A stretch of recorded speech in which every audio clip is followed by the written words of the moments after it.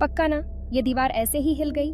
Priya questioned, her voice a mix of awe and apprehension. पुराने महल में अजीबोगरीब चीजें तो होती रहती थीं, पर हिलती हुई दीवार, ये उनके लिए भी नया था।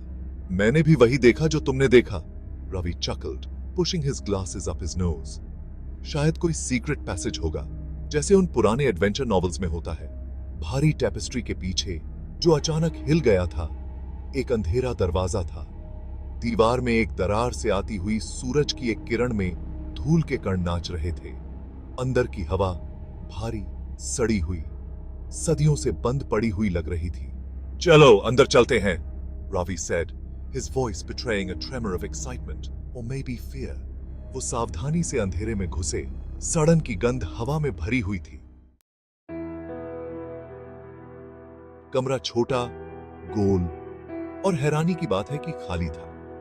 जमीन पर धूल की मोटी परत थी, समय से अछूती।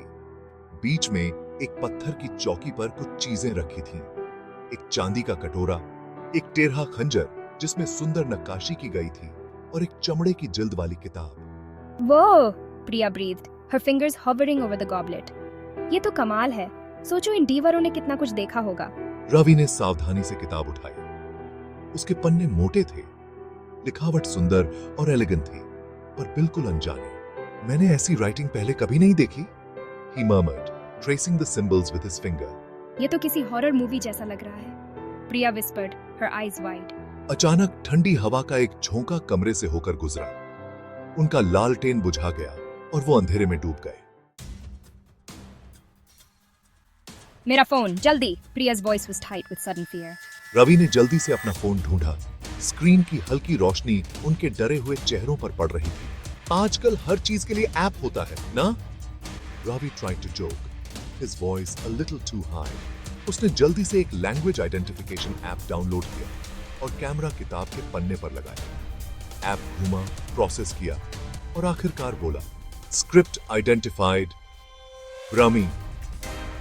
रावी के ऊपर से एक राहत की लहर दौड़ गई। कम से कम अब हम जानते हैं कि ये क्या है, he said, letting out a breath he hadn't realized he'd been holding.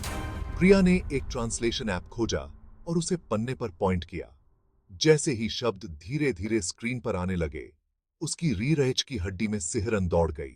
ये तो महाराजा की डायरी है, she said, her voice barely a whisper. Diary की एंट्रीज अधूरी, बिखरी हुई, ताकत और अमृता की चाहत से भरी हुई थीं।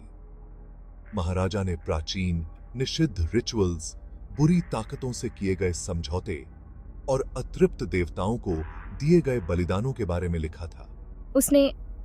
उसने लोगों की बलि दी। Priya's voice shook as she read the translated words. कमरे की हवा और ठंडी और भारी लग रही थी। और बुरा होने वाला है, Ravi said, his eyes glued to the screen. उसका मानना था कि इन रिचुअल्स को करने से वो अपनी आत्मा को महल से बांध सकता है, इसकी दीवारों के भीतर हमेशा के लिए जीवित रह सकता है। मानो इशारा मिलते ही एकमात्र बल्ब जो उन्हें पहले मिला था टिमटिमाया और बुझ गया, उन्हें फिर से अंधेरे में धकेल दिया।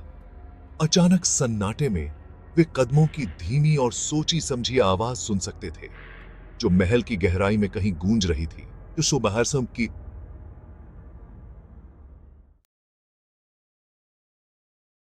वे एक साथ आ गए। फोन की मंद रोशनी दीवारों पर लंबी टेढ़ी मेढ़ी परछाई डाल रही थी। डायरी में एक आखिरी भयानक रिचुअल का जिक्र था, जो महाराजा को उसकी इच्छा तो देगा, लेकिन एक भयानक कीमत पर। उसने अपना खून और अपनी रानी का खून चढ़ाया। ये तो बर्बरता है। उसने इसके लिए अपनी ही पत्नी को मार डाला। अब कदम और करीब थे। उनके साथ एक धीमी, लयबद्ध मंत्रोच्चार की आवाज आ रही थी, जिससे उनकी रियर एज की हड्डी में सिहरन दौड़ गई। डर, ठंडा और तेज उनके पेट में समा गया। हमें यहां से जाना होगा, अभी। वे अपने पैरों पर चरच गए, अंधेरे में अनदेखी बाधाओं पर ठोकर मार रहे थे। मंत्रोच्चार तेज हो गया, उनके चारों ओर गूंज रहा था। ऐसा लग रहा था जैसे डीवरों से ही आ रहा हो। इधर। वे अंधेरे में ठोकर खाते हुए आगे बढ़े। उनके दिल उनकी छाती में तेजी से धड़क रहे थे। अजीब प्रतीक, धुंधले चमकते हुए दीवारों पर दिखाई देने लगे, घूमते और हिलते हुए एक भयानक नृत्य की तरह। हवा अगरबत्ती और किसी और चीज की गंध से भर गई, कुछ धातु जैसी और तीखी। मैं सांस नहीं ले पा रही हूँ। विक्रम ने उसे आगे खींच लिया। उन्हें बाहर निकालने की उसकी बेताबी में उसका अपना डर गायब हो गया था।